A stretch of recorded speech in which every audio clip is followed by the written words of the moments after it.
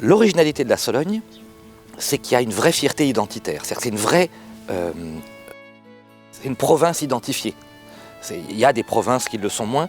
Celle-ci, elle a une histoire. Effectivement, c'est plus d'une centaine de communes, c'est 3 départements. Mais il y a une identité qui est symbolisée, parce que c'est une terre pauvre, par la brique. Toutes nos maisons, ou l'essentiel de nos maisons sont en briques. Voilà, avec... Il faudrait aller voir, sur la route justement de Ligny-le-Ribois, la Ferté-Saint-Aubin, il y a la dernière briquerie, enfin, avec un gars fantastique, Bodus, les dernières briques de Sologne, qui s'accrochent. Et c'est magnifique parce que c'était avec de l'argile. Voilà, c'est une terre pauvre et les Solognos, nous on est très fiers de la brique de Sologne. Voilà. Et on le voit à travers. Alors, c'est une de mes églises préférées. Elle est sublime. Avec. Alors on appelle ça en Sologne un cactoire parce que, dit-on, quand on sortait de la messe, les hommes, les femmes qui sortaient, et beaucoup les femmes, dis donc, cactaient. D'accord. Voilà, et donc les Solognos, on appelle ça un cactoire. D'accord. Rester là devant le... Voilà, en sortant de la messe, ou peut-être même avant, voilà, pour papoter, exactement. Oui, là, il y a la Grange Josois, voilà, l'auberge de la Grange Josois, typiquement solognote. J'adore l'architecture et c'est aussi beau dehors que bon dedans, donc c'est bien. Parfait, il faudra qu'on y aille. Ah oui, vous viendrez. Hein. Il y a la messe un dimanche sur 2 à 9h15. C'est en lien avec Chon, qui est l'autre village. 100 habitants, c'est beaucoup. Ouais, ce qui est pas mal. Hein. Ah, magnifique. Incroyable. Voilà. Alors là, j'adore cette église. Parce que, voilà, c'est... D'abord, moi, je suis un Français catholique. J'ai la foi et je trouve qu'ici, je ne suis pas un mystique, mais je suis un contemplatif. On peut admirer des belles choses. Et le symbole, dans beaucoup de villages de France, mais particulièrement ici, c'est de lier la fierté de notre histoire, de notre foi chrétienne, avec ces hommes qui se sont levés pour que nous puissions aujourd'hui vivre libres. Et au nom desquels on est prêt aujourd'hui à tout donner pour perpétuer cette liberté, cet amour de la France. Et donc ce lien entre l'Église et ce monument aux morts, c'est assez original, mais c'est la force d'une histoire dont on est fier. Et une charpente absolument. Et une charpente sublime. Ça c'est l'artisanat aussi, j'allais dire, il y a une tradition d'artisanat. Bien sûr, parce qu'on a ce mélange, donc la brique et le bois. Hein, on est une des seules terres où comme je crois... les pauvres, voilà, au moins il y a de la forêt. Exactement, et on a, je crois que c'est 75 ou 76% de la Sologne occupée par les forêts. Donc en moyenne nationale, je crois que c'est 25 ou 26%, donc on est... C'est colossal. C'est colossal. Et donc comme on a de l'argile et du bois, eh ben, on essaie de faire quelque chose de très beau. Et des belles charpentes. Exactement.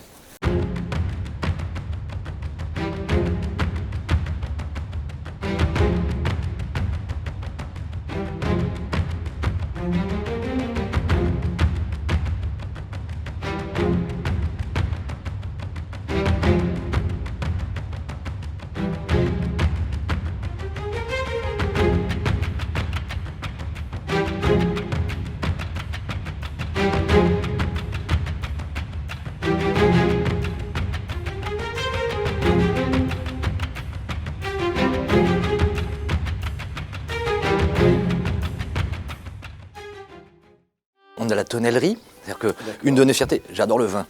Et il y a quelques artisans qui, à travers, là, avec le bois, fournissent des tonneaux à des grandes maisons de Bourgogne ou de Bordeaux.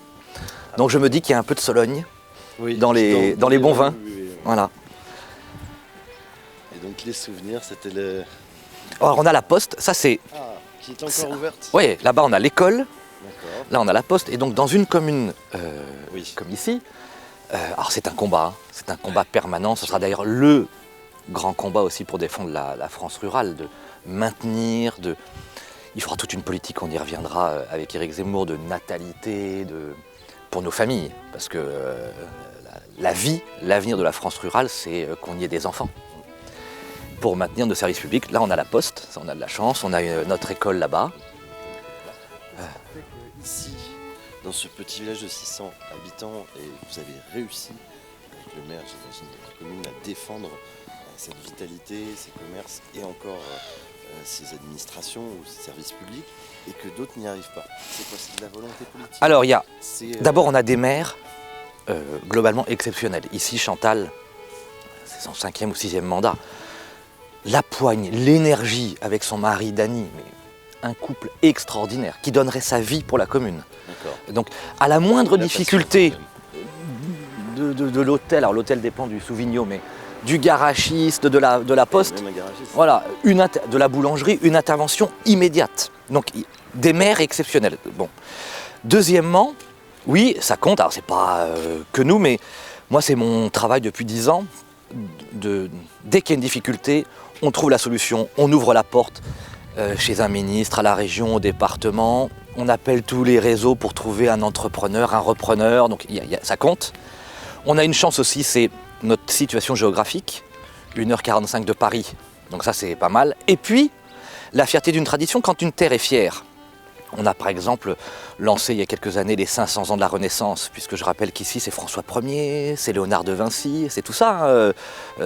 Entre le Gâtinais, la Touraine et le Berry, la Sologne, elle est au cœur. On a le château de Chambord, on a plein de choses. Donc le tourisme. Et puis, parce qu'on ne le dit pas assez souvent, la chasse, la pêche, tout ça, ça compte. La chasse. Voilà, la chasse. Si donc vous êtes pêcheur, pas chasseur. Quelle est votre position sur la chasse? Un défenseur absolu. Il est hors de question que qui que ce soit puisse remettre en cause notre tradition de la chasse. Voilà, ça c'est pas possible.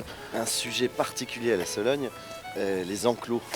Oui, bien sûr. Alors, je suis à la fois un grand défenseur de la chasse populaire, de toutes les chasses d'ailleurs.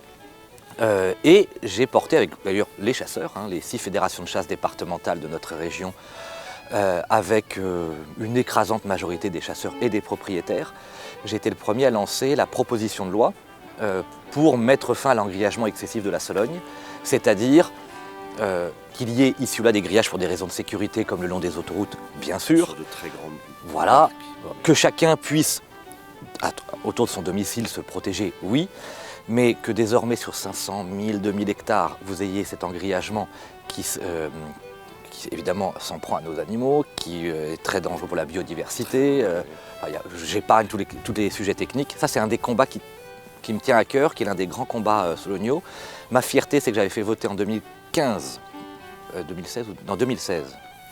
un amendement régional qui interdit de nouvelles clôtures de plus d'1,20 m pour laisser passer le gibier. Mais c'est un combat qui prendra du temps parce que pendant 100 ans, rien n'a été fait. Mais c'est un combat qui me tient à cœur, oui. Mais on va le gagner celui-là aussi. Très bien. Bon, en mémoire de votre grand-père. Exact. Ah oui, ça il m'avait dit. Ouais. Il m'a dit, la Sologne, elle doit rester ouverte. Elle doit rester libre. Exactement. Exactement. Parce que la nature, elle ne nous appartient pas. On doit la préserver, la chérir, la transmettre. C'est un peu exubérant. Exactement. Mais vous avez tout à fait raison, vous êtes bien. C'est un sujet dont parlent beaucoup les Solognos. Bien sûr. Ouais, vraiment. Ah oui, oui. Moi, dans ma région, je vois arriver petit à petit ces parcs engrillagés c'est pas possible, petite surface, en plus 40-50 hectares, avec une population de sangliers délirante. Enfin, c'est absurde. La chasse, c'est du tir. Exactement. C'est plus de la nature, c'est de... La chasse, c'est quand même, c'est comme la pêche. Alors moi, vous l'avez compris, j'accompagne des chasses, mais je suis surtout pêcheur, essentiellement pêcheur. Ouais. Mais c'est de pouvoir éventuellement, mais le hasard, l'expérience, c'est un gibier libre. Sinon, ça n'a aucun intérêt. À la pêche aussi, d'ailleurs. Bah oui, donc pêche, si je mets ça dans une nasse, ça n'a aucun intérêt. Ce qui est extraordinaire avec les saisons, c'est comme c'est très nature, oui. On a toutes les saveurs, toutes les odeurs. Et c'est jamais la même. Vas-y. Merci.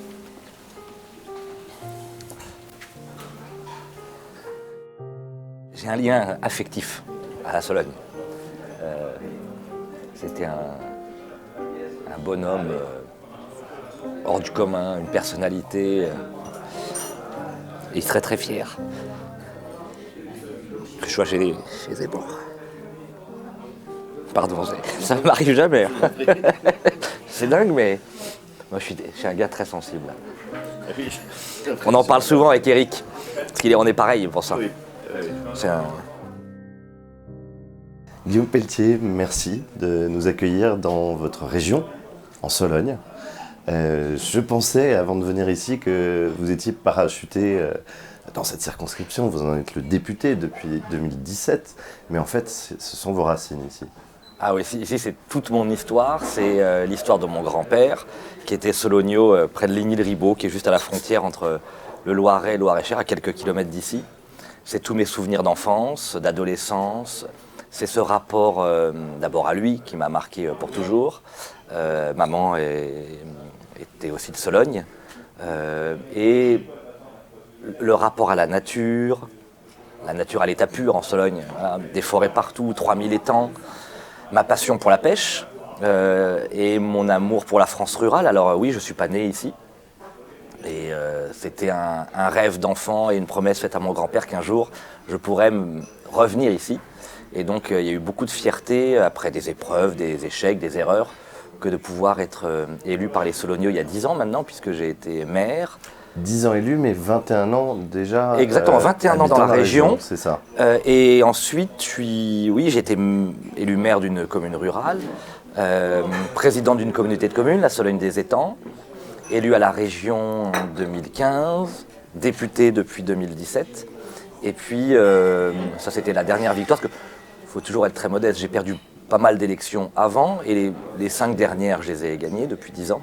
Et la dernière qui m'a rendu assez fier, parce que c'était un contexte difficile, c'était il y a quelques mois, un canton, le plus grand canton du département, qui était à gauche depuis 42 ans, le canton qui porte un nom magnifique, le canton de Chambord, que nous avons conquis avec plein d'amis. Voilà, je suis devenu conseiller départemental de Chambord en plus. On est dans le Loir-et-Cher ici. Exactement. Et la Sologne, elle s'étend sur 3 départements principaux. Voilà. Là, c'est la Sologne pouilleuse et particulièrement la Sologne des étangs, c'est ce que vous disiez. Exactement. Là, on est vraiment à la frontière du Cher, du Loiret, du Loir-et-Cher. Ici, Souvigny, c'est le cœur de la Sologne. On est légèrement au sud de la Ferté-Saint-Aubin, avec ce château magnifique, sublime. Qui a été restauré par une famille fantastique, hyper courageux. Je crois que c'est vous qui avez permis, encouragé en tout cas, un festival qui a lieu maintenant à la Ferté-Saint-Aubin chaque année. Exactement, on a permis avec Lancelot, avec Constance de Pellichy, qui est maire de la Ferté-Saint-Aubin, il y a eu plein d'initiatives parce qu'on souhaitait, pour accueillir, peut-être quand on est fier de ses racines, on a envie d'accueillir, donc de faire découvrir la Sologne à la France entière et même au monde entier. Et comme la Ferté-Saint-Aubin, ce sont les portes de la Sologne, avec ce château à l'entrée que j'invite chacun à venir découvrir dans un style sublime, avec des lumières incroyables, avec la brique solognaise, enfin c'est absolument magnifique. On voulait qu'il y ait un bon coup de projecteur sur la Ferté. Et ici, à Souvigny, c'est ce qu'on appelle le cœur de la Sologne des étangs, la Sologne synégétique aussi, avec nos traditions dont on est très fiers, la chasse, la pêche, nos églises rurales, nos commerces de proximité. Ici, un petit bar tenu par Delphine et Benjamin, que j'aime beaucoup, qui s'accroche, qui fait resto ouvrier à midi. On était surpris justement parce que c'était un village, je crois, de 500 ou 600 habitants. Exactement. Et pourtant, il y a beaucoup de commerces. Alors comment c'est possible ? Pourquoi la Sologne réussit à avoir des villages avec encore de la vie ? Alors, vous avez tout à fait raison, c'est une question. En fait, la Sologne a pris de plein fouet dans les années 80-90, on y reviendra sans doute, toute la désindustrialisation de la France. En gros, pour bien que chacun comprenne, Romorantin, c'était l'une des capitales de Matra, industrie flamboyante. Tout ça a périclité, et donc des milliers de Solognos se sont retrouvés au chômage. Et la Sologne a été sauvée à la fois par la fierté de nos traditions, la chasse, la pêche, 15% de notre économie, et puis un tissu artisanal hors du commun, c'est-à-dire des artisans, des commerçants, des petites TPE, PME qui s'accrochent. Et ici, effectivement, dans un village de 600 habitants, vous avez un garage, une boulangerie, la poste, une épicerie, le Souvigno ici, un autre restaurant connu, la Grange aux Oies. Ça, c'est une fierté. Et ça, c'est ce qu'on essaye, moi c'est ce que j'ai depuis 10 ans, en étant élu, de développer, c'est-à-dire l'amour pour tous les travailleurs et les entrepreneurs. C'est-à-dire que je suis très opposé à l'idée de la lutte des classes et je crois profondément à la réconciliation des classes. Et pour réconcilier les classes, ma conviction profonde, c'est que bien sûr il faut respecter tout le monde, mais plutôt que de faire comme on le fait depuis 40 ans, une politique uniquement à l'endroit des premiers de cordée ou des derniers de cordée, je pense que la priorité des politiques publiques, cette priorité doit s'adresser au milieu de cordée, aux 70% de Français, qui font partie des classes moyennes, qui ne demandent jamais rien, qui ne réclament jamais rien, mais qui sont ponctionnés, fiscalisés, suspectés, réglementés. Et donc ici en Sologne, comme sans doute d'ailleurs un peu en Vendée, on en parle souvent avec Philippe de Villiers, notre force, c'est le tissu des micro-entreprises, des artisans qui s'accrochent et qui se battent et qu'on accompagne et qu'on aide. C'est pour faire découvrir cette France-là que vous invitez Éric Zemmour sur vos terres, j'allais dire. Ah oui, je suis très fier de ce déplacement symbolique de la France rurale. Toute la journée de vendredi, à la rencontre des maires, c'était très important pour moi qu'on puisse démontrer avec Éric, aux commentateurs, à ceux qui nous suivent, la France rurale, c'est pas la France d'hier. C'est la fierté de 2000 ans d'histoire, ça c'est sûr et ça on l'assume pleinement, mais c'est une France qui s'accroche pour préparer l'avenir. Et il y aura un moment très important avec les familles, c'est-à-dire des actifs, des papas, des mamans, des entrepreneurs, la question de la garde d'enfants, de la voiture, de l'écologie, pas celle des bobos parisiens. L'écologie nous convie parce que les premiers écolos sont les agriculteurs, les chasseurs, les pêcheurs. Nous tous, on aime tellement, puisqu'on y vit, la biodiversité, la nature, donc l'ordre naturel des choses. Voilà, c'est ça notre force. Et de démontrer que cet enfant, ce Français juif berbère venu d'Algérie, enfant de la ville, Éric Zemmour, est paradoxalement le mieux placé pour défendre et préparer l'avenir de la France rurale, parce qu'il la comprend parfaitement, ayant subi lui-même beaucoup de mépris de la part du système. Et la France des quartiers populaires et la France rurale ont subi la même chose, c'est un mépris des gouvernants. Et je suis sûr que ce coup de foudre entre Éric Zemmour et la France rurale sera profond. Alors justement, vous avez dit, il la comprend, mais il la connaît mal. En tout cas, il y a été peu jusqu'à maintenant. Comment pensez-vous que les Solognots vont réagir à sa venue? Comment est-ce qu'ils le perçoivent, à votre avis, d'après ce que vous ressentez de ce terrain que vous connaissez si bien? Alors c'est une très bonne question, ça m'a beaucoup marqué depuis quelques jours, puisque sa venue, la réunion publique à Chaumont-sur-Tharonne, tout ça est annoncé. Et sur les réseaux sociaux, ainsi par téléphone ou par courrier, puis je l'ai vu ce matin encore en revenant ici chez moi en Sologne, c'est alors il vient, c'est génial. Pourquoi? Le Sologno met du temps à donner sa confiance. Mais quand il l'a donnée, il ne la reprend jamais. Et il a vu en Éric Zemmour l'endurance, la constance et la cohérence d'un courage depuis 20 ou 30 ans sur les plateaux de télévision. Le courage d'un homme qui n'est en rien un politicien, qui préfère, par amour pour la France, abandonner une forme de confort. Il était sans doute plus simple pour lui, à 62 ou 63 ans, de rester chroniqueur, éditorialiste, journaliste. Et je crois que cette originalité qu'il incarne dans cette campagne présidentielle, le fait qu'il ne soit pas un politicien, qu'il porte avec beaucoup de courage ses valeurs, qu'il récuse le politiquement correct, la pensée unique et l'eau tiède, tout cela constitue un cocktail qui conduira, j'en suis sûr, le peuple sologno à tomber amoureux d'Éric Zemmour et la réciproque aussi, parce que nous sommes un peuple fier. La Sologne, c'est une terre difficile, ça a été pendant des siècles très pauvre. La terre ne permet pas l'agriculture. Exactement, on nous appelait les ventres jaunes, parce que la terre n'est pas bonne. C'était des marécages, d'où les étangs, exactement. Donc c'est une terre qui a beaucoup souffert, mais qui a su se relever à la force d'endurance et de ténacité. Et je crois que la rencontre va très bien se passer. Alors on va quitter un petit peu la Sologne, parler de vous, d'abord sur le plan politique. Alors, votre parcours, c'est un peu 50 nuances de droite. Vous avez été dans plusieurs formations politiques. Certains vont dire que vous allez vous voyez, certains vous qualifiez d'opportunisme. Comment vous expliquez ces changements? Il y a une cohérence, bien sûr, la droite. Est-ce que vous vivez aujourd'hui avec Éric Zemmour? Est-ce que c'est un retour à vos fondamentaux? De là, vous êtes parti, c'est-à-dire une droite plutôt assez traditionnelle, ou certains pourraient dire radicale. Ou est-ce que c'est une nouvelle porte qui s'ouvre et une synthèse de ce que vous avez vécu? Il y a une phrase magnifique de Jaurès qui dit « C'est en allant vers la mer que le fleuve reste fidèle à sa source. Beaucoup disent que c'est un retour aux sources. Bien sûr, en partie, mais pas que. D'abord, comme vous l'avez dit, les personnalités que j'ai accompagnées, j'étais 8 ans avec Philippe de Villiers, à peu près la même durée avec Nicolas Sarkozy, puis Laurent Wauquiez. On comprend à peu près mon positionnement politique, je suis ni de gauche ni un centriste. Je suis profondément, fièrement de droite, authentiquement français, et fier d'être de droite.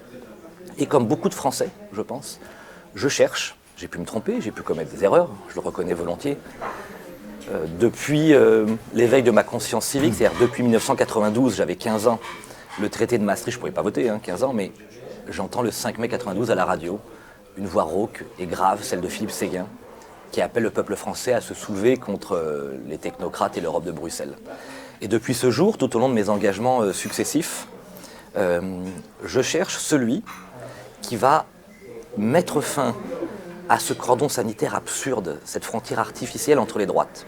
J'ai très vite compris que la gauche minoritaire, ayant vocation à perdre les élections et perdre le peuple, n'avait qu'un moyen de se maintenir au pouvoir, avec son magistère moral, c'était de diviser les droites. Et que ma génération, notre défi, allait être de les réconcilier. Alors pendant 10 ans, j'ai été dans la droite hors les murs. Pendant 13 ans, j'étais dans la droite républicaine. Et la providence, le destin, tout ça m'ont conduit, je le connais depuis 15 ans, Éric, mais à me dire, quand il s'est lancé, cet homme courageux qui se lance, qui porte tant de choses auxquelles je crois, qui le fait dans une démarche si originale et avec cette conviction profonde de l'union des droites, comment pourrais-je continuer à regarder ça depuis la rive ou depuis loin? J'ai vraiment préféré, par cet acte du 9 janvier, montrer que je préférais fondamentalement, certains pouvaient en douter, mais là je pense l'avoir démontré, mes convictions à la carrière, le courage et le panache au confort. Voilà, il était sans doute plus facile pour moi de rester... Parce qu'en l'occurrence, vous étiez vice-président de LR, des Républicains, donc après l'élection de En fait, on est élu exactement pendant 2 ans et demi. Oui, Christian Jacob est le président du parti, je suis son numéro 2. On a fait beaucoup de travail sur le projet, sur les idées. Moi, je ne suis pas là pour critiquer, je garde des liens affectifs d'ailleurs avec beaucoup de mes amis chez les Républicains. Je leur dis juste qu'ils se trompent et qu'ils doivent venir avec nous parce que s'ils croient en leurs convictions, en nos convictions, de ce qui nous menace tous, le grand remplacement, l'islam, l'immigration, l'effondrement de l'autorité, avec cette délinquance qui gangrène partout, y compris dans nos communes rurales, s'ils veulent mettre fin au grand déclassement d'une France oubliée, la France des classes moyennes, et s'ils veulent célébrer la France rurale comme ils le prétendent, le seul qui a le courage, la constance et la cohérence d'y parvenir, et le seul qui a mis en place un outil stratégique, l'union des droites, pour qu'on gagne enfin, c'est Éric Zemmour. Donc, pour être très franc, je me suis jamais senti aussi bien depuis 25 ans d'engagement politique et j'ai jamais été aussi heureux parce qu'il y a une complicité d'abord et une communauté d'esprit avec Éric qui est fantastique. Je découvre depuis quelques mois Sarah qui porte une force, une volonté, une tour de contrôle incroyable. J'y retrouve plein d'amis, Philippe de Villiers en tête, et je sens qu'au-delà de la gravité du moment et de l'enthousiasme incroyable des Français, parce que je me déplace tous les jours comme Éric, parfois avec Éric, parfois sans Éric. On était à Lyon, par exemple, il y a quelques jours, sans Éric, avec Stanislas Rigaud et Jean-Frédéric Poisson, plus de 1000 personnes dans la salle. Voilà. Au-delà de cet enthousiasme et de cette gravité, il y a le plaisir de susciter enfin, depuis 40 ans, une espérance. Une espérance. Parce on peut être lucide sur le constat, mais si on ne trace pas la perspective d'une espérance, à quoi bon? Éric Zemmour, vous l'avez dit, vous le connaissez depuis 15 ans. Oui. Quelle a été votre première impression, il y a 15 ans, quand vous l'avez rencontré? Et à quel moment vous vous êtes dit, finalement, peut-être qu'il n'est pas simplement journaliste et polémiste, peut-être qu'il a effectivement la capacité à se mettre en candidat? Alors, je le découvre dans les années 2000, comme beaucoup, je pense, à la télévision ou dans ses chroniques, ses éditos. Il me plaît parce que, moi, on m'a toujours reproché d'être un anarchiste de droite ou trop... Moi, je déteste la pensée aseptisée, le politiquement correct, tous ces gens qui, à force de dire et de parler, ne disent plus rien, ne parlent, voilà, bon. Et Éric avait cette force, quand même, cette authenticité, bon. Jamais, pour être très honnête, je n'aurais pensé à cet instant, dans les années 2000 et même il y a encore quelques temps, qu'un jour il basculerait dans l'arène politique qui requiert quand même beaucoup de courage. Et puis tout au long de l'année 2021, comme chaque année d'ailleurs, on s'est vu régulièrement, encore plus régulièrement, je dois le dire, en 2021, et j'ai vu monter progressivement ce qu'il raconte très bien et qui est très vrai, moi il me l'a confié. C'est un peu ce que je vous disais tout à l'heure sur... Moi j'ai fait 10 ans dans la droite hors les murs, 13 ans dans la droite républicaine, et à un moment il faut bien aboutir à cette synthèse. Et je crois que lui, il a posé ses constats pendant 30 ans. Je crois que c'est son fils, mais beaucoup lui ont dit, bon, t'es brillant sur les constats, mais il va bien falloir la sauver, la France. Et que regardant autour de lui, il a vu que personne n'était prêt ou disposé à le faire, et qu'il a décidé de se lancer. Et quand j'ai accompagné, je pense, j'ai vu, j'ai observé, j'ai admiré cette éclosion. Et c'est la raison pour laquelle, ce qui a été l'ultime déclencheur, il y en a eu plein de petits, c'est le discours de Villepinte que je suis de manière indirecte, qui m'émeut profondément, que je trouve d'une force incroyable, qui pose non seulement un constat, mais qui apporte des solutions très fortes, très justes, très crédibles pour la France. Et dans ces heures-là, je me dis que le destin et le courage d'un jeune Français patriote, député de la nation, ne peut être qu'à ses côtés. Quelles seraient les forces et les faiblesses d'un Éric Zemmour candidat à la présidentielle maintenant ? Alors commençons par les faiblesses, dont il est conscient d'ailleurs. Je crois que je l'ai dit tout à l'heure, Éric n'est pas un politicien. Et donc il y a des codes, des expériences qu'il n'a pas. Moi j'ai la faiblesse de penser que c'est un énorme avantage. Tant j'ai côtoyé d'hommes politiques codés, qui à force d'être codés, étaient aseptisés. Donc à nous, autour, Sarah le fait, Philippe de Villiers le fait, Jérôme Rivière le fait, moi et tant d'autres, bientôt, de lui apporter nos expériences d'élus. Moi j'ai été maire, député, conseiller départemental, Philippe de Villiers était ministre, président du conseil départemental, Jérôme au Parlement européen apporte cette expérience. Donc tout ça va compter. Donc la chance de cette faille, entre guillemets, c'est qu'elle est rapidement comblée par tous ceux qui l'entourent. Sa force inouïe, moi qui suscite chez moi vraiment beaucoup d'admiration et beaucoup d'affection, je lui disais encore il y a quelques heures, c'est l'incroyable courage. Et je pense que la première qualité qu'il faut à un homme d'État, compte tenu de la situation de notre patrie, bien sûr qu'il y a la crédibilité, il l'a, bien sûr qu'il y a le courage. Parce que c'est si facile de dire dans un dîner, avec des amis, 2-3 choses, mais le dire en public, le dire avec autant d'endurance en public, accepter d'en prendre plein la figure d'un système à bout de souffle, et avoir la détermination profonde de le faire, de le mettre en œuvre. Et ça, je le sais, je le promets, je le garantis, Éric Zemmour, président de la République, sauvera la France parce qu'il mettra en œuvre ce sur quoi il s'est engagé. J'en ai la conviction profonde. Jamais je n'ai côtoyé un homme avec un tel courage, un tel amour de la France et une telle volonté de sauver notre peuple. Parce que contrairement à ce qu'on dit, on dit « il aime la France mais pas les Français ». C'est pas vrai du tout. Il aime la France de manière extraordinaire. Mais parce qu'il aime la France, il aime profondément chaque Français. Tous les jours, on échange et on discute, il reçoit, il rencontre un médecin, un agriculteur, un ouvrier, un employé, une infirmière, un entrepreneur, pour comprendre en profondeur ses difficultés. Et la fraîcheur du regard qu'il pose, n'ayant pas été un politicien pendant des années, lui donne une sincérité, une authenticité qui manque tant à la vie publique aujourd'hui. Vous parliez de rassemblement, donc ces nouvelles personnalités qui ont rejoint Reconquête dans votre sillage. Néanmoins, elles partagent le même corpus idéologique. À ce jour, ce sont des gens qui, globalement, sont des frères de pensée. Est-ce que pour gagner, Éric Zemmour n'a pas besoin aussi de gens un peu plus centristes ou avec une idéologie un peu différente de la sienne ? Alors je ne le crois pas. Je pense que ça a été toute l'erreur je ne parle pas de la gauche, mais de la droite française, de ce qu'on appelle la droite française, que j'ai souvent et que je continue à appeler, non pas pour les électeurs, hein, qui sont souvent des gens admirables, mais pour quelques-uns des dirigeants, la fausse droite, c'est-à-dire de droite en campagne et une fois élue, immédiatement soumise à la gauche ou au centre. Je crois que la force justement d'Éric Zemmour et de tout ce qu'on est en train de construire, y compris des 86 000 adhérents en 50 jours, ce qui est du jamais vu dans l'histoire de la Ve République, c'est la communauté d'esprit. C'est important de quitter l'auberge espagnole que sont les vieux partis. Au Parti socialiste ou chez LR, il y a des gens qui sont radicalement opposés sur le fond. Au bout d'un moment, ça se voit. Chez Éric Zemmour, ça n'est pas le cas. Nous sommes d'accord sur l'essentiel. Alors, j'ai bien dit l'essentiel. Heureusement, chacun a sa sensibilité. Tant mieux. On n'est pas d'accord sur tout le temps, mais sur l'essentiel. Nous voulons mettre fin à l'immigration.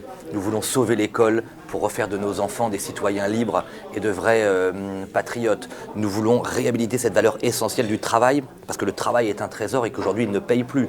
Nous voulons enfin honorer les 20 millions de Français dont je suis, qui vivent dans la France rurale et qui en ont marre d'être méprisés, oubliés. Tout ça, ça crée un corpus commun.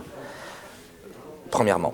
Deuxièmement, les Français cherchent justement face au bloc très unifié, progressiste, incarné par Emmanuel Macron, mais auquel s'adjoint assez facilement et Valérie Pécresse ou Manuel Valls, pour prendre deux profils différents. Il faut bien un bloc uni, qu'on peut appeler le bloc des patriotes, le bloc des conservateurs, le bloc républicain aussi, parce qu'il y a beaucoup de républicains qui y sont.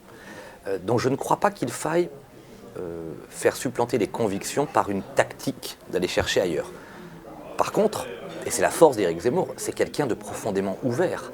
Parce qu'il est très fier et sûr de ce en quoi il croit, comme nous n'avons aucun mal à accepter les débats, à grandir d'ailleurs, à apprendre des autres. D'ailleurs, c'est l'homme politique aujourd'hui qui accepte le plus de débats. C'est toujours intéressant de voir. Un élu ou un candidat qui refuse le débat, c'est qu'il doute de lui-même et de ses convictions. Éric Zemmour, il débat il veut débattre avec Jean-Michel Blanquer, il propose des débats avec M. Macron, il débat avec M. Mélenchon, parce que la vision qu'il porte, elle est claire, elle est forte, elle est cohérente. Donc, tendre la main, en tout cas, et puis notre caractère, c'est d'être profondément ouvert. Tous ceux qui veulent nous rejoindre sur ce en quoi on croit sont les bienvenus. Il n'y a pas de mépris ou de refus par principe. Et vous n'avez pas eu vous-même cette tentation d'échappement par le centre quand vous avez par exemple soutenu Xavier Bertrand est-ce que c'est pas ce qui manque justement à Éric Zemmour aujourd'hui, de s'agréger des personnalités tout de même qui ne sont pas attendues? Alors moi Xavier, les gens peuvent dire que c'est une erreur peut-être. C'était un moment le printemps dernier où moi ma conviction depuis longtemps c'est que je veux battre Emmanuel Macron. Éric Zemmour n'était pas candidat, Éric Ciotti n'était pas candidat. Le seul qui était candidat et qui annonçait sa volonté de battre Emmanuel Macron, c'était lui. Maintenant, moi, je suis plus heureux des hommes avec Éric Zemmour. Donc je ne crois pas qu'il faille réfléchir vraiment en termes de tactique. Par contre, là, ce que je peux vous dire, je suis élu depuis 10 ans, j'ai été porte-parole de Nicolas Sarkozy, j'ai été numéro 2 des Républicains. Le nombre de parlementaires, députés et sénateurs, de personnalités en vue, d'intellectuels ou de personnalités connues qui s'intéressent, qui sont intrigués, qui commencent à se poser des questions en disant mais si Éric Zemmour est le président de la République, est-ce qu'il accepterait ou acceptera qu'on puisse participer à l'aventure, sont de plus en plus nombreuses. Ça existe. Et ce sera à Éric de décider, tel que je le connais, sa porte sera ouverte à une condition, c'est que le projet qui est le sien, les convictions qui sont les siennes et donc les nôtres, rien ne soit jamais édulcoré. Nicolas Sarkozy, vous l'avez bien connu. La dernière fois que vous l'avez vu, comment cela s'est passé et est-ce que vous avez une idée du regard qu'il porte sur Éric Zemmour ou justement sur le fait que vous avez rejoint Reconquête? Alors, je le vois souvent, on a un lien évidemment, j'ai été son porte-parole, on a travaillé ensemble pendant 7 ou 8 ans. Je le vois régulièrement, je crois que la dernière fois qu'on s'est vu, ça doit être fin novembre ou début décembre de l'année dernière, en 2021. On a toujours des échanges passionnants parce que ça reste un animal politique, un tigre politique. Donc, et sans rien dévoiler de ce que je n'ai pas à dévoiler, je sais ce qu'il m'a appris. Il m'a appris aussi en politique une forme de courage. Il a toujours considéré que face à ceux qui font tous la même chose et disent tous la même chose, la force d'une personnalité, c'est d'être différente, indépendante, libre de sa pensée, de ses convictions. Voilà. Il a peut-être commis des erreurs, mais on ne peut pas lui enlever que dans les épreuves des années 90, tout au long de cette campagne fameuse de 2007, il a porté des convictions fortes. Et puis la deuxième chose sur Éric Zemmour, alors ça je révèle rien, ce qu'il l'a dit publiquement, qu'il déteste la diabolisation. Qu'Éric Zemmour ne dit pas que des bêtises, contrairement à ce qu'on pourrait croire en allumant la télévision. On a l'impression que tout ce que dit et pense Éric Zemmour est faux. Donc il a, moi c'est ma conviction, je ne parle pas en son nom, je parle à travers mon analyse, je pense que Nicolas Sarkozy a une forme d'estime pour ce courage d'aller dans l'arène politique d'une campagne électorale qui est la mère de toutes les batailles, l'élection présidentielle, et sera toujours du côté, parce que c'est un homme d'État et parce que ce fut un avocat, de ceux qui sont persécutés pour leurs convictions. Et incontestablement, le système a décidé de persécuter celui qui est aujourd'hui le plus dangereux pour ce système, Éric Zemmour. Vos amis des Républicains, que vous disent-ils sur la campagne de Valérie Pécresse et quel regard portez-vous vous-même sur cette campagne ? Ils me disent, oui, on s'appelle assez régulièrement, j'ai gardé plein de copains, députés, sénateurs, maires, ce qu'on voit tous, c'est-à-dire une certaine incohérence. C'est-à-dire Valérie Pécresse, avec qui j'ai travaillé pendant 13 ans, j'ai rien contre elle humainement, hein. Moi je respecte tout, je déteste être je ne suis pas de ceux qui critiquent facilement, je préfère qu'on parle de notre projet, de notre vision, mais pour répondre précisément, Valérie, et c'était son droit, elle a voté Macron en 2017, elle a quitté les Républicains en 2019 en m'accusant et en accusant Laurent Wauquiez d'être trop à droite, puisque j'étais le vice-président de Laurent à ce moment-là. Elle, dès le soir de son élection, elle a dit qu'elle ne voulait pas prendre en considération les convictions d'Éric Ciotti, que j'avais soutenues. Elle multiplie les accointances avec Jean-Christophe Lagarde, qui a eu des propos inacceptables sur Éric Zemmour. Je rappelle la formule, 2 balles dans la tête. Donc tout ça crée une forme d'incohérence qui suscite beaucoup de recul de la part des électeurs de droite, qui sont très tentés donc aujourd'hui par Éric Zemmour. À nous de continuer à les convaincre. Et beaucoup d'inquiétude, oui, de la part des parlementaires ou des soutiens, en sentant que la campagne patine, ce qu'on voit tous. Moi, ma conviction, c'est que le 10 avril au soir, on aura un duel entre Emmanuel Macron et Éric Zemmour, parce que les deux grandes visions civilisationnelles qui s'affrontent, vous savez, il n'y a pas de victoire électorale s'il n'y a pas de victoire idéologique. Et la grande force d'Éric Zemmour et d'Emmanuel Macron, il faut le reconnaître, c'est d'incarner une vision idéologique. Emmanuel Macron, c'est quoi ? C'est la mondialisation heureuse, c'est vive la finance mondiale, c'est les frontières, ça ne sert à rien, c'est la France, bon, c'est une petite région du monde. Les classes moyennes, on s'en fiche, parce que c'est les premiers de cordée avec la théorie du ruissellement qui un jour permettront aux classes moyennes de s'en sortir. Quant à la France rurale, je ne la connais pas, je m'en fiche et elle n'existe pas. C'est ça le macronisme. Bon, ça plaît à quelques-uns, ma conviction c'est que c'est rejeté par beaucoup. Et en face, il y a un homme qui s'est levé et qui dit « Quels qu'étaient vos votes antérieurs ? Vous avez voté Le Pen, Sarkozy, Chirac, Villiers, Séguin, Pasqua. Vous avez été divisés pendant 40 ans. Vous voulez enfin un candidat commun. Vous retrouvez dans une même famille. Gagner et sauver la France avec des mesures et une vision très forte. Le patriotisme, l'amour de la France, refaire l'école. Je ne sais pas si on aura le temps d'en parler, qui est un sujet central de notre prochain quinquennat. Parce que quand on entend ce que nous disent nos propres enfants sur la tyrannie incroyable des minorités dans l'éducation nationale, enfin, tout ça est central, c'est fondamental. Et donc je crois que ces deux visions du monde, Macron-Zemmour, ce sera le grand duel de l'élection présidentielle.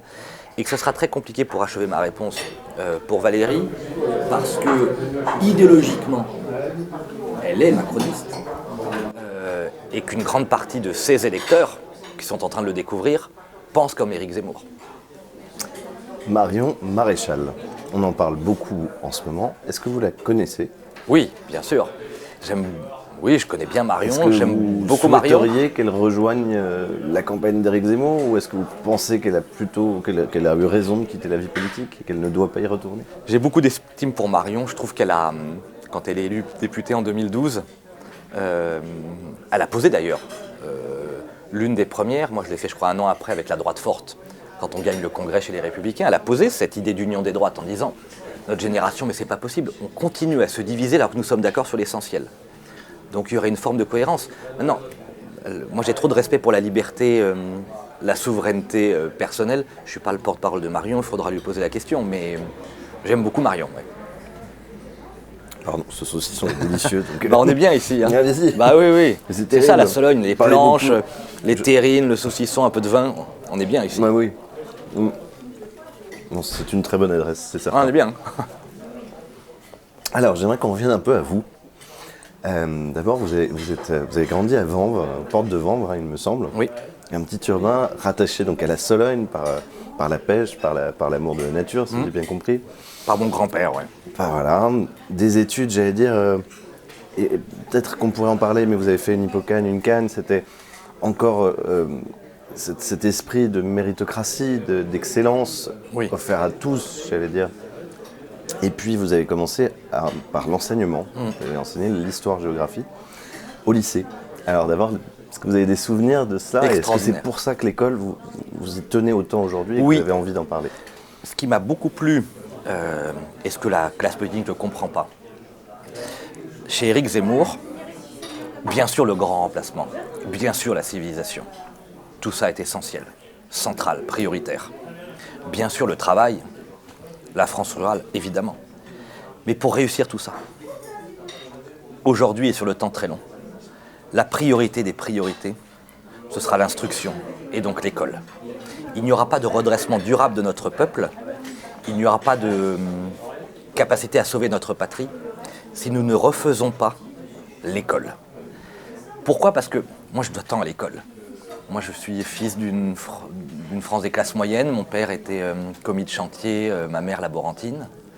On a grandi effectivement pendant jusqu'à 15 ou 16 ans dans un logement social au 13e étage d'une tour près de la porte de Vanves. J'ai vu de mes yeux les difficultés sociales, la souffrance sociale. Papa a connu le chômage.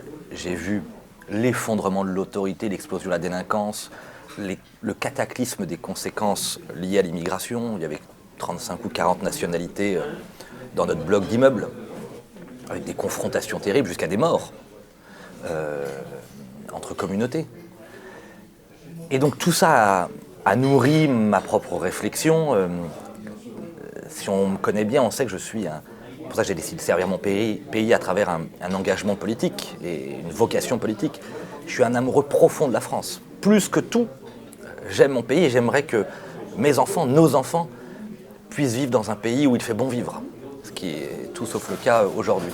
Et pour ça, je dois, et nous sommes des millions à devoir tant à des instituteurs extraordinaires, à des professeurs extraordinaires, à une école qui sans doute encore, puisque je vieillis, à l'époque gardait une part, tout ça est en train de disparaître, de rapport à la méritocratie, à l'effort, à la discipline, à l'admiration qu'on pouvait avoir non pas pour l'enseignant, parce que nous n'étions pas des enseignés, mais le regard que l'élève portait à son maître, au professeur qui transmet un savoir, une passion, sa propre matière et non pas du pédagogisme absurde. Et tout ça, ça m'a marqué profondément.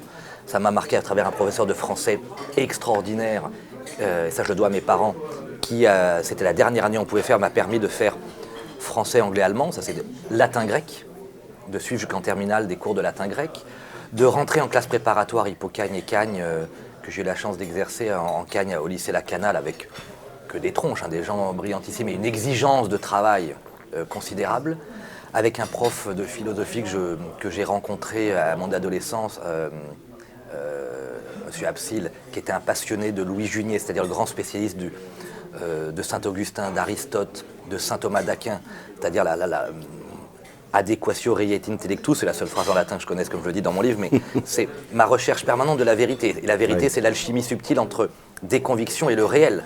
Voilà, être toujours dans l'équilibre, dans la juste mesure, dans la recherche du mésos, comme on dit. Donc, tout ça a nourri plein de réflexions. 2 années de classe préparatoire, fantastique. J'ai bossé comme jamais, mais une exigence, le rapport au travail. Et puis après, mon premier métier, ça c'était merveilleux. pas longtemps parce qu'après j'ai voulu m'engager en politique, mais professeur d'histoire-géographie en lycée et en collège. Et la volonté, j'ai vu d'ailleurs la différence entre ce que l'IUFM, ce qu'on appelait ça comme ça à l'époque, nous imposait, le pédagogisme, que j'ai très vite récusé, et cette façon, au nom du souvenir de mes professeurs que j'avais, d'enseigner, de transmettre la passion de l'histoire à travers des histoires. Parce que pour bien comprendre la Grèce, Athènes, Sparte, quoi de mieux que de raconter 1000 anecdotes vécues à l'époque, la passion que j'ai pour le XVIIe siècle, en particulier évidemment Richelieu, Mazarin, j'ai plein de choses à raconter, mais oui, j'ai un amour de l'histoire, un amour de l'école. Pardon, je me suis peut-être égaré en parlant un peu trop de moi, mais tout, au contraire, je suis vraiment un un passionné. Et Éric Zemmour, on en parle tous les jours. C'est-à-dire, je pense que le sujet dont nous parlons le plus, c'est comment nous allons refaire l'école.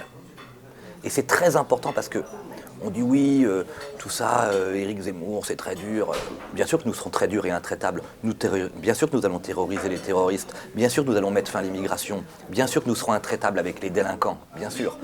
Mais la vision qu'il porte, il faut que chacun l'imagine pour nous-mêmes, pour nos parents, pour nos grands-parents, pour nos enfants, pour nos petits-enfants. Nous allons refaire l'école. C'est-à-dire que nous allons redonner la France à aimer dans nos écoles. Nous allons remettre les savoirs fondamentaux. Nous allons réapprendre à nos enfants à savoir lire, écrire et compter, c'est-à-dire, c'est pas lire, écrire et compter, à redevenir des citoyens libres, indépendants, à l'esprit critique, des citoyens et non pas des consommateurs. Ça va tout changer, on va recréer ce certificat d'études, cet examen d'entrée en 6e, non pas pour sanctionner un élève en difficulté, pour lui permettre de se rattraper et permettre aux très bons de continuer à accélérer. On va remettre les travaux manuels, parce que l'intelligence de la main, elle vaut l'intelligence de l'esprit. On va sortir du collège unique, on va sortir du pédagogisme, on va interdire aux associations antiracistes, LGBT et tout ça de venir faire leur propagande sur nos enfants. On va refaire de l'école le sanctuaire de l'excellence, du mérite, du travail et donc de la fraternité, de la vraie et belle fraternité. Et ça va être magnifique. Ça va être le grand défi des prochaines années. Vous avez écrit un milieu de cordée, donc qui est un essai sur justement à travers votre propre vie et à travers ce que vous avez pu observer, sur justement cette difficulté de la classe moyenne aujourd'hui à se raccrocher, comme c'était le cas auparavant. Ça fait écho au livre de Jérôme Fourquet, oui, bien sûr, qui vient de sortir sur la démoyennisation. Ceux qui nous écoutent le savent, parce qu'il a été interviewé il y a une quinzaine de jours. Il est passionnant, Jérôme. Vous avez tout compris depuis des années. Il faut le lire. Il faut le lire. C'est fantastique. Présidentielle. Et justement, cette classe moyenne, vous faites des propositions dans ce livre. Il y en a une qui consiste à une forme de taxe Tobin, donc 3% de taxation. Racontez-nous, mais j'étais très surpris. Je vous imaginais plutôt dans un libéralisme assez pur. Et finalement, je vous ai compris davantage dans une lignée gaulliste sociale. Alors, racontez-nous cette réforme. Est-ce que vous pourriez encore la défendre aujourd'hui? Et effectivement, sur le plan économique et social, où est-ce que vous vous positionnerez? Alors, oui, fondamentalement, mes références économiques et sociales, c'est bien plus le général de Gaulle, Philippe Séguin, ou, si on veut remonter encore plus loin, la doctrine sociale de l'Église du 19e, qu'Édouard Balladur, ou voilà, je ne me considère pas comme un ultralibéral. Alors, si libéral c'est aimer les entreprises, vouloir supprimer des taxes, les impôts, les normes, la réglementation, considérer que la France est devenue un pays socialiste avec 1000 milliards d'impôts, oui, je suis libéral. Si, par contre, l'ultralibéralisme, ce que je crois, c'est la loi du plus fort et la loi de la jungle, c'est l'incapacité pour l'État à protéger nos intérêts stratégiques vitaux, agricoles, industriels, et à ne pas permettre au travail d'être mieux récompensé et mieux rémunéré, alors je ne le suis pas. Donc au fond, oui, je suis probablement, comme Éric Zemmour d'ailleurs, on en parle souvent, dans une filiation économique gaulliste dit de la troisième voie. C'est-à-dire que quand certains plaident pour la lutte des classes, à droite et à gauche, nous plaidons pour la réconciliation des classes. Comment on réconcilie les classes?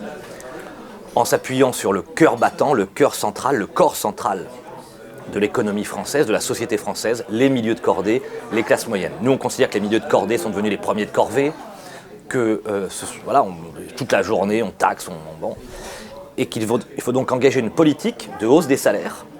Alors, la proposition que je soutiens, parce que moi, je fais certaines propositions, d'autres aussi, c'est Eric, le patron, c'est lui qui tranche. Donc, notre proposition aujourd'hui, c'est de diviser par 2 la CSG pour créer un 13e mois pour tous les travailleurs des classes moyennes et modestes.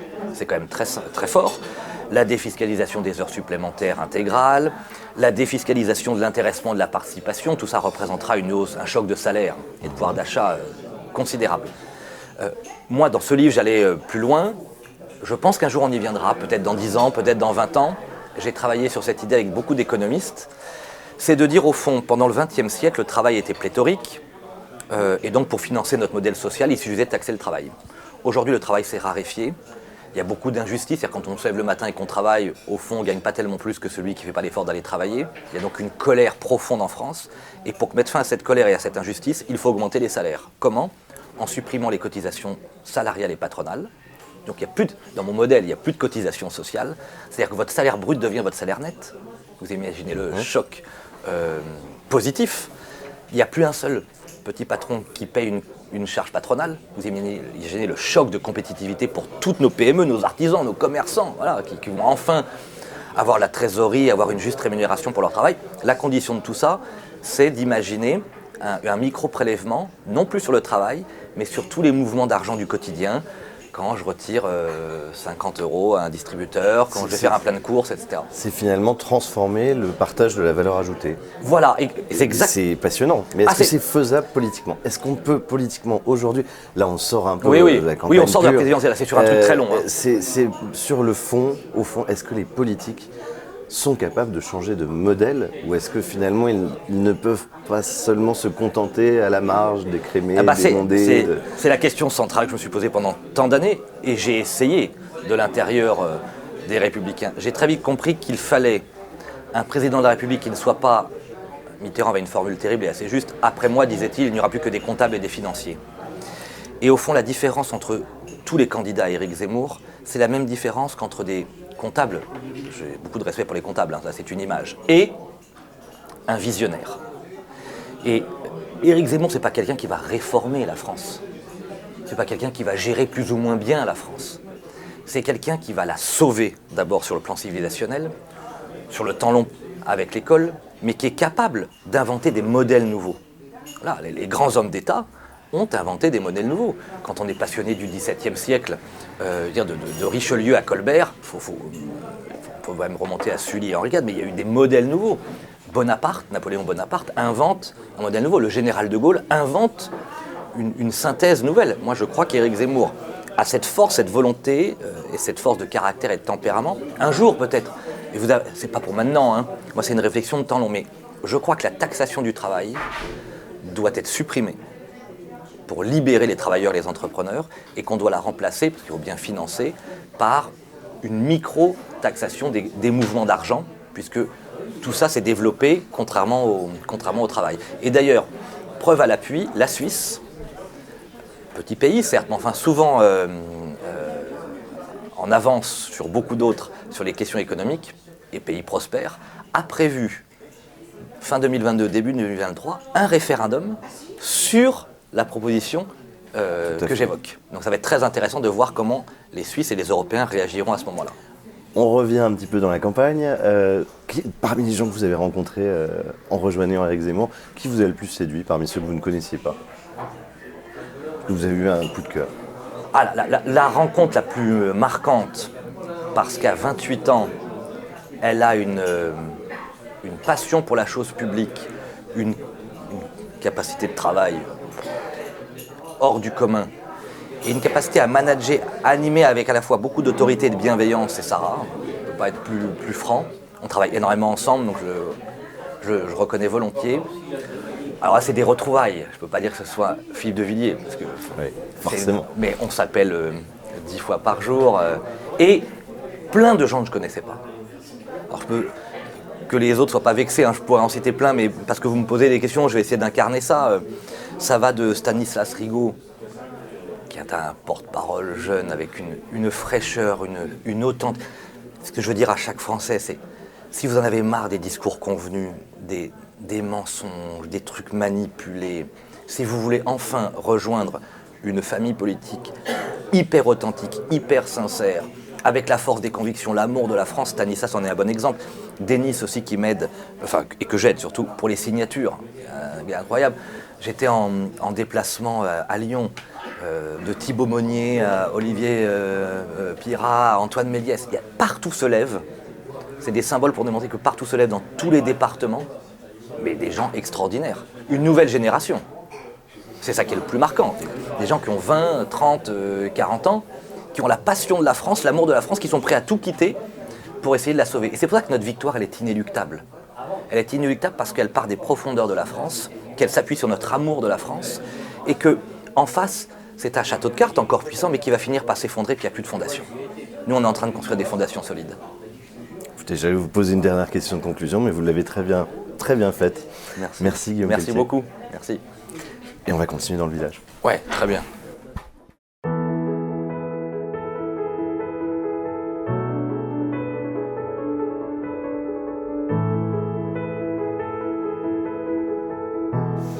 Et la solenote, quelles sont ses caractéristiques C'est un animal qui est très rustique, D'accord, très résistant donc. qui est très rustique et résistant, effectivement. Plus viande, plus Non. lait dans ce cas-là. Non, justement, c'est vraiment- oui, c'est ça. c'est un animal qui fait pas beaucoup de viande en quantité et en conformation également. Par contre, c'est une viande qui est lente à venir.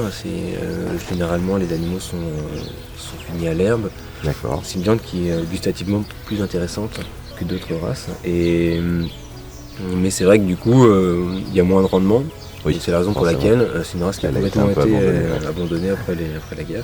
Je crois que c'est la première fois qu'Éric Zemmour d'ailleurs rencontre Un éleveur. un éleveur. Et Et vous ben, êtes éleveur de moutons. Exactement. On va essayer de faire de montrer un petit peu ce qu'est mon quotidien. On a du mal à négocier avec la grande distribution pour justement vraiment valoriser ces coûts de prod qui s'alignent sur les coûts de production. C'est le principal problème de la grande distribution, justement la façon dont elles ont la main sur justement les Ouais, prix. on arrive quand même à expliquer et à justifier nos prix de toute façon. Et j'ai une question aussi, pourquoi Éric Zemmour Parce que vous avez par principe envie que les candidats à la présidentielle s'intéressent à la filière élevage et en particulier à l'ovin, ou parce que vous aviez naturellement peut-être une proximité avec ces idées? Moi, à l'origine, un peu spécialement. J'ai effectivement, où j'écoute ces idées, comme j'écoute celles d'autres. Aujourd'hui, on a des vrais problèmes de ruralité. Je trouve qu'Éric Zemmour a certaines grandes idées pour la France qui sont tout à fait réfléchies, mais ça n'empêche qu'il a besoin de connaître aussi la France rurale, quoi. Et là-dessus, je trouve que c'est très bien qu'il vienne voir ce que c'est qu'une ferme, parce que la France rurale, aujourd'hui, la France de dehors des villes, elle n'est pas beaucoup représentée, écoutée, et que ce soit par Éric Zemmour ou que ce soit par n'importe lequel des autres, quoi. Et donc lequel que ce soit, à partir du moment où il y a des problématiques qui sont écoutées et des systèmes économiques qui sont aussi regardés, parce que c'est peut-être des petites économies, ça n'empêche que c'est ce qui fait quand même l'alimentation des Français, quoi. Oui. Et Ceux qui nous nourrissaient. donc c'est quand même assez intéressant de pouvoir en parler, et ça, quel que soit le candidat, si tu veux.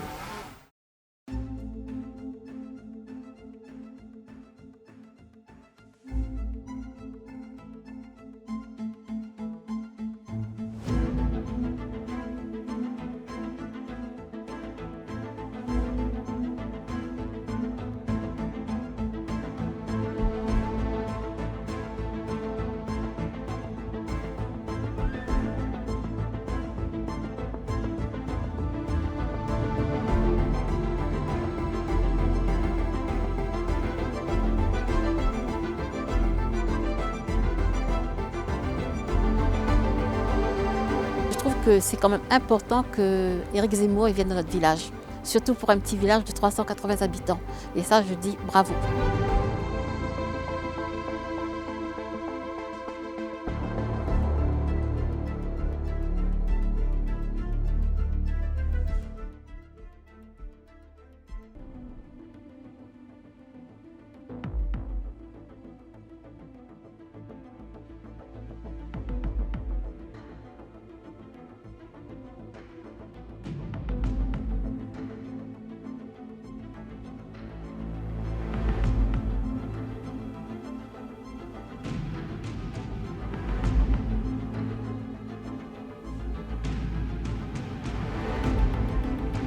Rêver, rire, pleurer. Être libre. Avoir l'œil qui regarde bien, la voix qui vibre. Mettre son feutre de travers, pour un oui, pour un non. Se battre ou faire un verre. Il est là, le courage. Il est là, le panache. Elle est là, notre patrie. Il est là, Éric Zemmour.